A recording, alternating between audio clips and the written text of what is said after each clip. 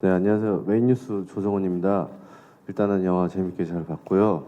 그 영화를 보면서 계속 궁금했던 건데 이제 감독님한테 먼저 질문 드릴게요. 이번 일랑이라는 작품 만드시면서 가장 좀 어려웠던 점이 어떤 건지 궁금하고요. 그다음에 표현함에 있어서 약간 좀 배우들이나 다른 이제 중점을 뒀던 거는 배우들에게 강조했던 거나 아니면 중점이 뒀던 점이 뭔지 궁금하고요. 그다음에 이제 다른 분들에 비해서 이제 최민호 씨는 짧지만 아주 강렬한 한 방을 보여주신 것 같은데 그래서 또 개인적인 또 소감을 한번 묻고 싶습니다. 그건 최민호 씨한테 하신 질문이셨나요? 아니면 감독님한테? 제가 다 할게요 그냥. 마지막 거는 제가 최민호 씨한테 그래요. 죄송합니다. 아니, 감독님 의견도 듣고 싶습니다. 우선 최민호 군을 말씀드리자면은 아니야 이거 나중에 할게요.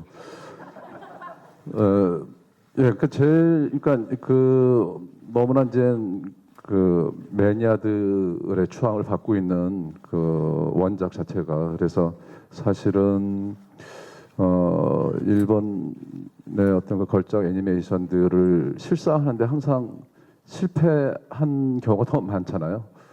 뭐 작품을 내가 얘기할 수는 없고요. 하여튼 그래서 이제 그런 지점들 또 이제 같은 얘기를 듣지 않을까 이런 두려움이 있었고 그래서 이 원작의 어떤 아우라를 한국을 배경으로 실사했을 때 어떤 것들을 만들어내야 될까, 구현해야 되는 것인가 이런 고민들을 많이 했어요. 이제 그 고민의 어떤 내용들은 이제 차차 이제 설명을 드리겠고요. 그리고 이제 배우들이 어떻게 이제 특기대의 어떤 신체적인 어떤 조건들이 있으니까.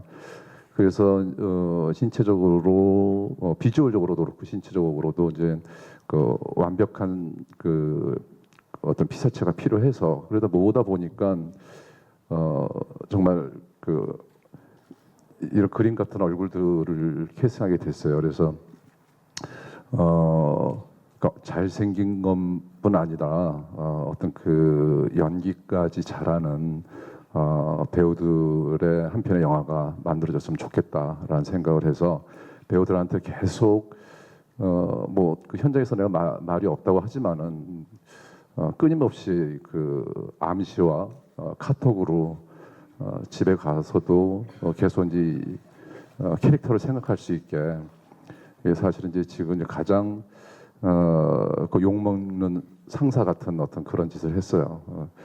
퇴근해서도 계속 이제 그런 것을 리마인드 시킬 수 있게 해서 각자의 캐릭터에서 잠시라도 긴장을 놓지 않게 하는 게 했었고요. 그래서 그 인물들을 잘 구현할 수 있게 좀 계속 얘기를 했던 것 같고 아까 이제 모두에 말씀드렸던 한국을 배경으로 해서 실사를 했을 때 어려운 지점들은 아마 이제 계속 얘기가 되어질 것 같은데요. 그건 이제 다른 질문과 대답을 들으면서 내가 차차 다시 말씀드리도록 하겠습니다. 다시 이제 얘기 들어가서 최민호 씨는 이제 아이돌과 연기자의 구분이 없잖아요. 아이돌 출신의 연기자로 해서 어떤 선입견이나 색안경을 끼고 볼 필요도 없을 것 같고 그런데 그런 와중에서도 무척 연기 욕심이 많고 연기 마인드를 가진 사람이 최민호 씨인 것 같아요. 그런데 이제 어쨌든 이제 그런 선입견이 있어서 특히 최민호 씨 같은 경우에 연기 디렉션을 할 때도 더 세심하게, 더 친절하게 이렇게 했던 것 같아요. 또 상처받고 다시 연기 안 할 거야 뭐라는 이 얘기를 또 이 영화 때문에 그런 얘기를 들으면 안 되니까. 그래서 어쨌든 최민호 씨가 가지고 있는 어떤 연기에 대한 어떤 열정과 생각 이런 것들을 상처받지 않고 잘 끄집어낼 수 있게 많이 근데 뭐 다 제가 했다라는 건 아니고요. 최민호 씨의 가지고 있는 어떤 그 열정과 어떤 그 재능의 덕이 아닐까 생각이 듭니다. 자, 최민호 씨 이제 말씀해 주세요. 네, 감독님이 너무 좋은 말씀을 해주셔가지고 지금 제가 너무나도 감동을 한 것 같습니다. 좋은 말씀 감사드리고 사실 저도 오늘 영화를 처음 봤는데 굉장히 기대를 했고 그리고 물론 제가 나오는 부분뿐만 아니라 영화 전체적으로 어떻게 나올까 굉장히 궁금증이 있었는데 너무나도 저도 더 재밌게 봤고 많은 분들 기대에 부응할 수 있겠구나라는 생각이 먼저 들었고요. 그리고 제가 나오는 부분에서 말씀해 주시는 것처럼 짧았지만 굉장히 강렬한 인상을 남겼다고 말씀해 주셨는데 저도 그 씬이 굉장히 궁금했는데 촬영을 하면서 감독님께서 정말 디테일하고 세밀하게 연기를 또 주문해 주셨고 그 완벽함을 보여드리기 위해서 정말 현장에서 감독의 말씀을 철저히 잘 들으면서 촬영에 임했더니 좋은 씬이 나온 것 같아서 거의 100% 감독님께서 다 만들어 주신 게 아닌가라는 생각이 들고 다시 한번 이 자리를 빌어서 너무 감사드리고 그리고 좋게 봐주셔서 너무나도 감사하다는 말씀 드리고 싶습니다. 감사합니다. 예, 다음 질문 있으신 기자님? 없으세요? 그러면 생각하시는 동안 제가 질문 하나 드려볼게요. 강동원 배우님께 질문 드릴게요. 이게 지금 임준경이 대사나 겉으로 드러나는 표현이 그렇게 크지 않으면서 또 액션은 무척 강렬하고 하드한데요. 몸고생 많이 하셨을 것 같은데 그러면서도 어쨌든 관객이 끝까지 이 인물의 내면의 변화를 궁금해하면서 따라가야 되는 그런 긴장감을 끌고 가야 되는 캐릭터잖아요. 어려움은 없으셨는지 어떤 점에 포인트를 두셨는지 질문 드리겠습니다. 우선 이런 표현을 잘 하지 않는 캐릭터들을 연기할 때 굉장히 좀 연기자로서는 답답하거나 욕심이 나도 막 뭔가 하고 싶은데 이런 욕심이 날 때가 있는데 좀 그런 걸 많이 내려놓고 어쨌든 제가 어쨌든 그걸 좀 끌고 나가는 느낌이 있으니까 그래서 좀 묵묵히 해나가야 되지 않나라고 생각을 했었고요. 네. 뭐 액션도 열심히 제가 할 수 있는 거는 액션이 가장 큰 적이었고 영화를 보고 느낀 건데 아까 엘리베이터 타고 내려오면서 다 같이 내려오면서 얘기를 했던 건데 촬영은 엄청 많이 한 것 같은데 별로 나온 것 같진 않다라고. 네. 가면을 계속 쓰고 있으니까요. 네. 그게 잘못 들으면 편집을 많이 당해서라는 걸 알고 있으니까. 네, 진짜 많이 했는데 다 강화복에 숨겨져 있어가지고 저도 아쉽습니다. 안녕하세요. 아시아타임즈 이재현 기자라고 합니다. 이제 아까 감독님이 말씀하신 것처럼 일본 애니메이션의 실사화를 할 경우 많은 비난과 비판이 있기 마련인데 개인적으로 봤을 때는 정말 실사화 잘 된 영화라고 생각을 하는데요. 일단 한국식으로 정말 잘 만들어졌다고 생각을 하는데 팬들 입장에서는 엔딩에 대한 이야기가 좀 많이 나올 거란 생각을 합니다. 이제 강동원 씨와 한효주 씨 감독님께서는 이 엔딩을 어떻게 좀 생각하시고 어떤 의도로 이렇게 하시는지 좀 들어볼 수 있을까 해서 이렇게 질문 드려봅니다. 예, 이제 이 일랑은 제가 원작에 대한 어떤 오마주와 또 새로운 해석이 같이 공존하는 영화라고 생각이 듭니다. 그러니까 예를 들면은 광화복이라든가 지하수로라든가 또 빨간 망토 이야기에 대한 관계, 두 사람에 대한 관계에 대한 어떤 암시라든가 그리고 또 원작에 사용했던 음악들 그리고 MG42 기관총들 아무튼 여러 가지 많이 끌고 들어온 것도 있습니다. 그리고 이제 전개도 원작과 비슷하게 전개를 가는데 조금씩 새로운 캐릭터들이 들어오고 스토리가 이제 강화되면서 조금씩 어떤 결이 달라지는 것을 느끼실 수 있었을 거예요. 뭔가 원작의 방향대로 가긴 가는데 어떤 관계에 새로운 어떤 긴장들이 나는 이제 생기게 될 거라고 생각했었고 이제 그렇게 만들었었고 그러니까 한국화를 하면서 이제 통일 이슈를 이제 끌고 들어간 것인데 이제 그 원작자인 그 오시 마모루 감독이 사실은 이제 사이버펑크 애니메이션의 뭐 대가잖아요. 이제 그렇게 알고 있는데 사이버펑크 이후로 미래를 그릴 때는 일단 무척 이제 디스토피아적인 우물하고 어두운 세계관을 그리기 시작했죠. 이제 그게 공식처럼 돼버렸고 그래서 이제 근데 그런 것을 근데 저는 원작을 보면서 그런 어떠한 모호한 어떤 세계라든가 또 어둡고 무거운 어떤 세계관들 그리고 이제 그 오시마모루 세대의 어떤 전공투 이후의 어떤 허무주의들 이런 것을 좋아하긴 했지만은 이것을 실사 영화를 했을 때는 뭔가 대중적인 접근이 필요하다는 생각이 들었었고 또 저의 해석이 필요하다고 생각이 들었어요. 그래서 이제 그것이 무엇일까를 고민을 하다 보니까 앞에 그 오시마모루 감독이 펼쳐진 세계관들은 상당히 일본적이라는 생각이 들었어요. 그 세대가 느꼈을 법한. 저는 근데 이 얘기를 한국으로 갖고 왔을 때는 무슨 얘기를 할 수 있을까에 대한 고민을 많이 했었고 이 인물이 여러 가지 이제 그 상황과 벽들을 삶의 어떤 벽들을 거치고 오죠. 그런 트라우마. 그러니까 그 과천 사태 같은 경우에도 우리 근현대사에 누군가에게는 트라우마로 작용할 만한 어떤 큰 사건들이 있었잖아요. 그리고 민족적이고 국가적으로 가장 큰 그러니까 이슈들 중에서 이제 여러 가지 이슈들이 있을 텐데 그런 어떤 암울한 미래를 그리기 위해서 어떤 이슈들을 가지고 들어올까? 뭐 청년 실업률 또는 뭐 출산율 뭐 이런 여러 가지 지금 현대에 있어서는 어떤 그 징후들이 있는데 그 중에서 국가적이고 또 한국적이고 또 이런 것이 통일 이슈라는 생각이 들었어요.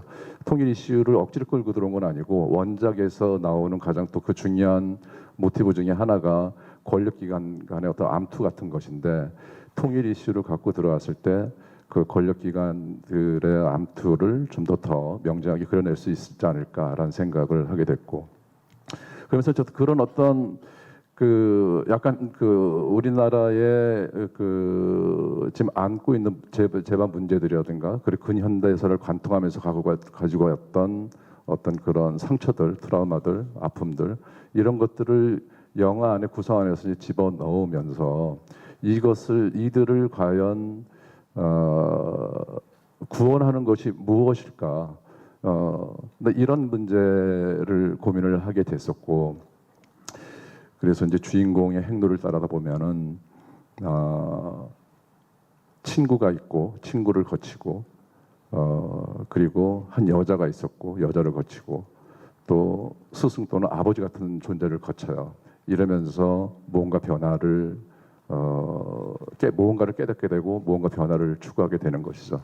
그래서 그 엔딩의 어떤 그 호불호나 어떤 그 원작을 좋아하는 분들은 엔딩에 대한 어떤 얘기가 있으실 것 같은데 이것은 이제 전적으로 모든 그런 원작에 오마주할 요소들을 끌어들여서 한국적으로 재해석했을 때 제가 할 수 있는 얘기였던 것 같습니다. 뭐 얘기가 충분히 전달이 되는지 모르겠는데 좀 더 제가 이제 말을 좀 더 많이 하면서 또 이렇게 정리되는 게 있을 테니까 그때 좀 더 자세히 설명을 드리겠습니다. 예, 다음 질문 받겠습니다. 예, 안녕하세요. 저는 스타뉴스 김미아 기자라고 합니다. 영화 잘 봤고요. 저는 배우분들에게 질문을 하고 싶은데 일단 그 정우성 씨와 강동원 씨가 마지막 부분에서 이제 강화복을 입고 액션을 보여주시는데요. 그 옷이 30kg가 넘는다고 알고 있는데 그 액션을 찍으면서 굉장히 힘들었을 것 같은데 좀 어떠셨는지 궁금하고요. 그리고 최민호 씨랑 한예리 씨의 맨몸 액션도 좀 눈에 띄었는데 뭐 비하인드 스토리 같은 건 없는지 말씀 부탁드립니다. 그리고 한효주 씨에게도 질문이 있는데요. 그 제작 보고회 때 캐릭터를 표현하기 어렵다고 말씀하셨는데 영화를 봤더니 말씀하신 내용이 뭐 어떤 건지 알겠더라고요. 그런 캐릭터를 좀 연기하면서 중심을 어떻게 잡으셨는지 좀 감정선을 어떻게 끌고 가셨는지 궁금하고요. 그리고 김무열 씨는 악역 아닌 뭐 악역을 맡으셨는데 하수도 씬에서 고생을 되게 많이 하셨을 것 같아요. 예, 그거 관련해서도 말씀 부탁드립니다. 순서를 어떻게 잡을까요? 정우성 씨부터 하시는 게 좋을 것 같아요. 질문 순서대로 가면. 예. 네, 일단 뭐 강화복이 무겁긴 한데 사실 이제 강화복이 보여지는 강화복을 통해서 느껴지는 그런 이미지가 있잖아요. 더 강렬해야 되고 조금 뭔가 더 파워풀해야 되고 그렇기 때문에 결국엔 그걸 표현을 하기 위해서는 이제 몸을 더 희생할 수밖에 없는 그런 액션 촬영이었던 것 같아요. 근데 또 동원 씨도 워낙 그 몸이 날래고 해서 뭐 고된 촬영이었지만 그 강화복이 갖고 있는 그런 그 강렬한 파워, 무게감 이런 것들을 표현하려고 노력을 많이 했는데 함께 같이 동원 씨가 같이 고생하면서 잘 표현되지 않았나라는 그런 생각은 듭니다. 예, 강동원 씨 대답 부탁드립니다. 액션 씬들 중에서 제일 힘든 씬 이제 장면이 아니었나 생각이 들고요. 너무 춥기도 했고요. 정말 영하 막 10몇 도 막 이렇게 내려갔을 때 찍은 거라 가지고 너무 춥기도 하고 그 약간 보시면 아시겠지만 무거운 것도 무거운 건데 움직이기가 너무 불편해 가지고 네, 찍느라고 좀 고생을 했던 것 같은데 네, 뭐 관객분들이 좋아하시면은 뭐 만족합니다. 네. 예, 다음 질문은 그 한예리 씨하고 최민호 씨 맨몸 액션이거든요. 에피소드 같은 거 없으셨는지 한예리 씨부터. 사실 이제 민호 씨가 쫓아오는 장면을 찍은 거는 여름이고 액션을 찍은 건 겨울이에요. 네. 네. 그렇게 오랜 기간 있다가 다시 만났거든요. 그래서 오랜만에 봐서 일단 뭐 액션 찍기 전에 되게 반가웠고요. 그리고 액션 찍으면서 서로 좀 다치지 않게 하려고 되게 주의를 많이 했던 기억이 나요. 그리고 이제 민호 씨 같은 경우도 영화에서 이제 첫 액션이고 게다가 상대가 저여서 되게 막 걱정을 많이 하셨는데 대신에 저 대신에 나오시는 이제 스턴트 배우님이랑 할 때는 정말 너무 잘하더라고요. 그리고 과격하게 그지없이 막 넘기는 거예요. 그래서 아 영화가 잘 나오겠다 이런 생각을 하면서 네, 재밌게 찍었던 기억이 납니다. 액션 처음 하신 거 아니셨어요? 한예리 씨. 저요? 저는 그래도 조금 한 적은 있었는데 저도 뭔가 주먹 액션은 처음이었어요. 네.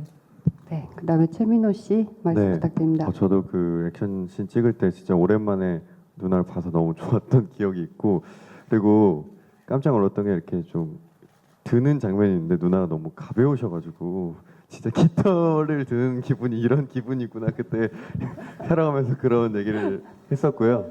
그리고 그 촬영을 하고 또 마지막 이제 액션씬이 끝나고 제가 이렇게 끌고 가는 장면이 있는데 그 장면에서 누나가 너무 가벼워서 이게 원래 안 되는 건데 누나가 너무 가벼워서 그 장면이 나왔었던 기억이 있습니다. 그래서 기대 많이 해주셨으면 좋겠습니다. 못 보신 분들은. 예, 깃털 한예리 씨였고요. 그다음에 그 한효주 씨 제작 보고회 때 이제 실감이 난다. 뭐 그 부분. 예. 네,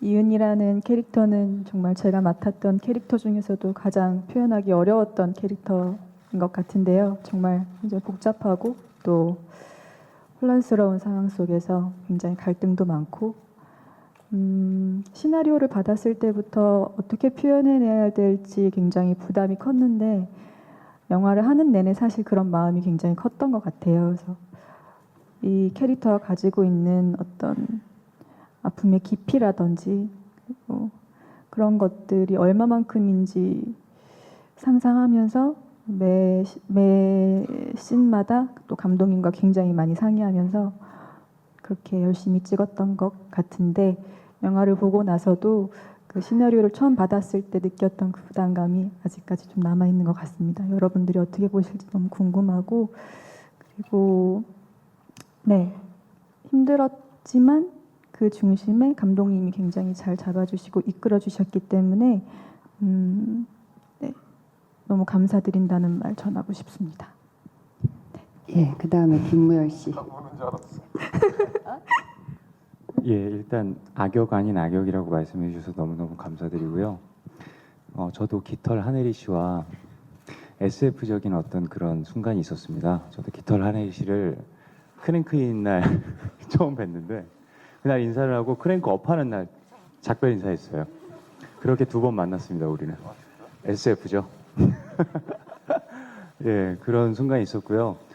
저 같은 경우는 앞서도 말씀드린 적이 있는데 감정 연기 한효주 씨가 정말 깊이 있게 잘 표현해 주셨고 또 액션 연기는 저는 사실 강동원 형님만 되게 고생하신 줄 알았는데 오늘 영화 보면서 정말 놀람을 금치 못했습니다. 다들 배우들이 너무 멋있고 너무 고생들 하셔가지고 예, 제가 뭐 총 빵빵 거리는 거는 어디 견줄 바가 못 되더라고요.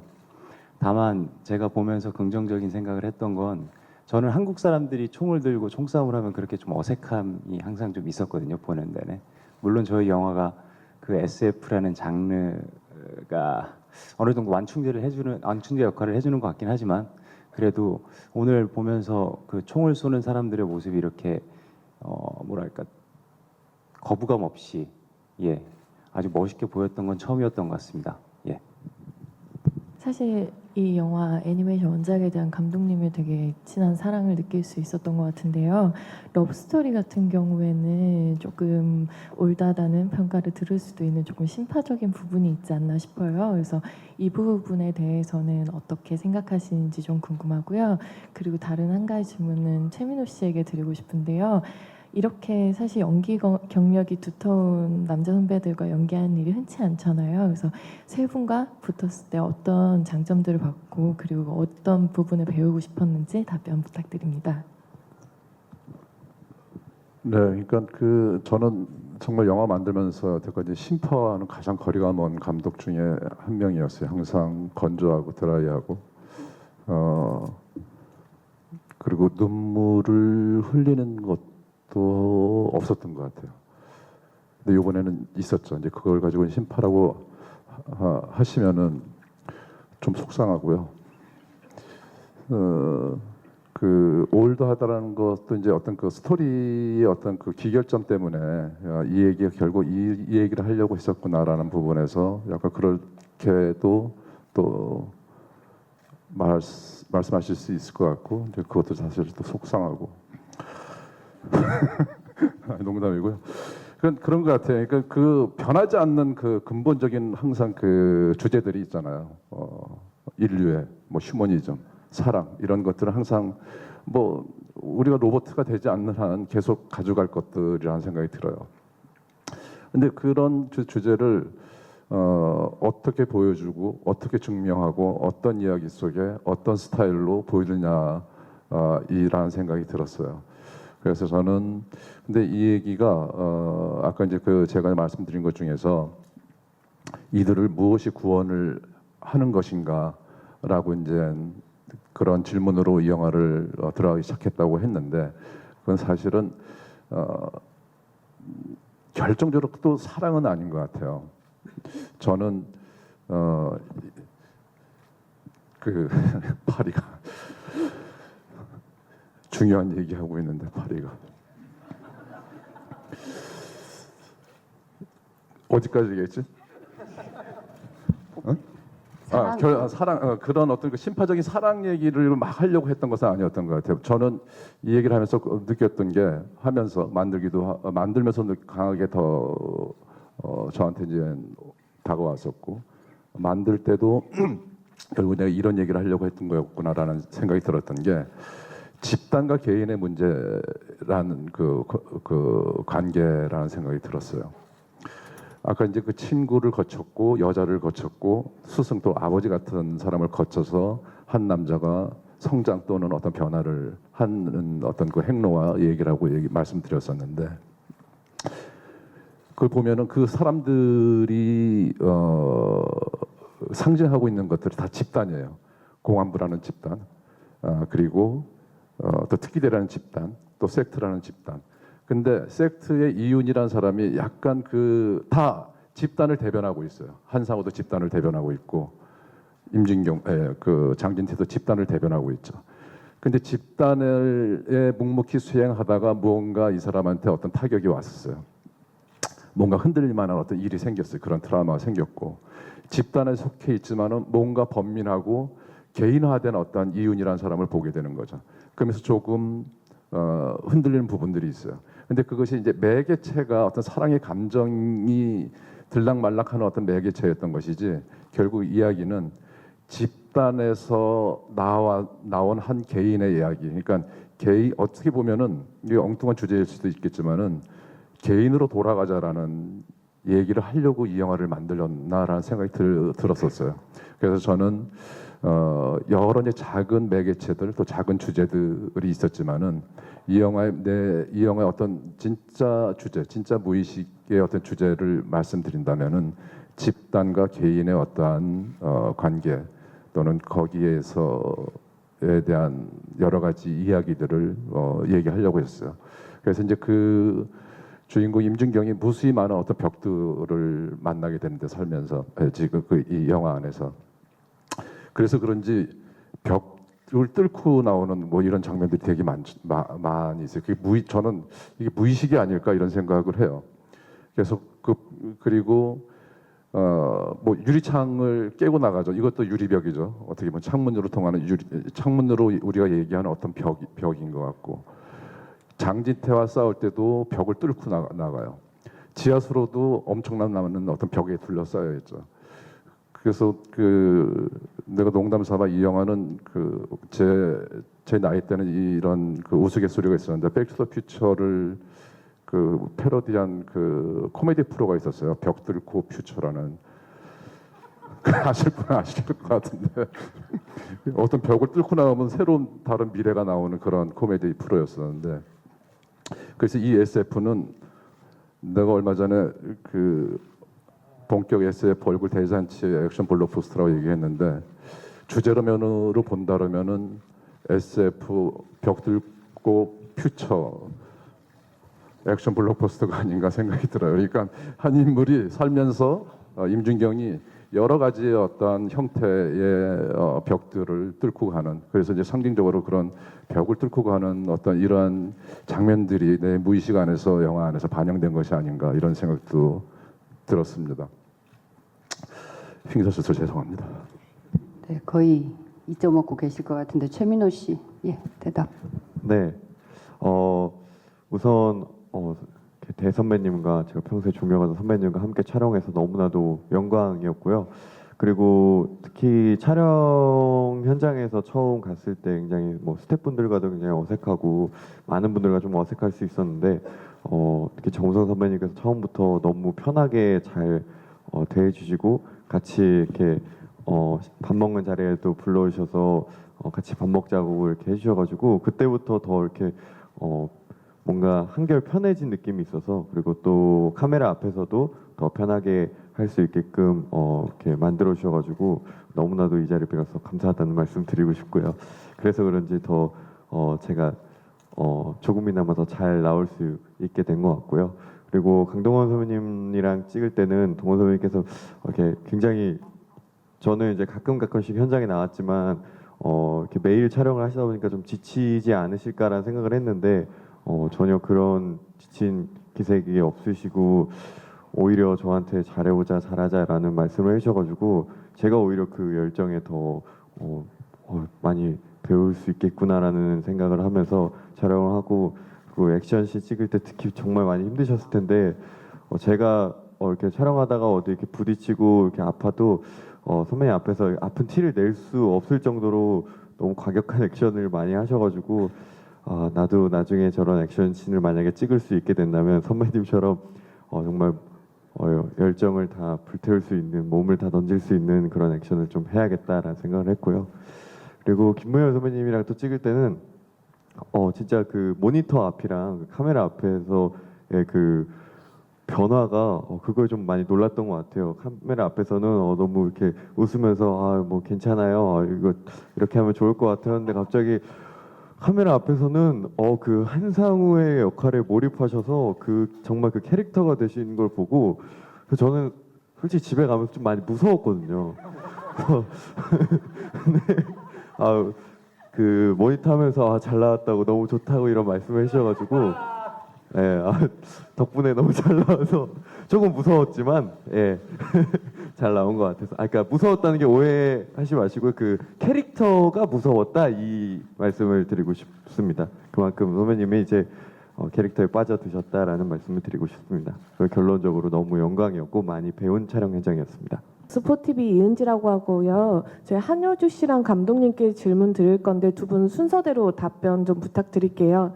그 영화 안에서 빨간망토 동화 이야기가 계속 나오는데 그 나레이션을 할 때나 이제 마지막 부분에 직접 강동원 씨 보고 대사를 하실 때나 좀 감독님이 어떻게 해달라는 그런 디렉션이나 요청이 있었는지 한효주 씨는 답변해 주시면 될 것 같고요.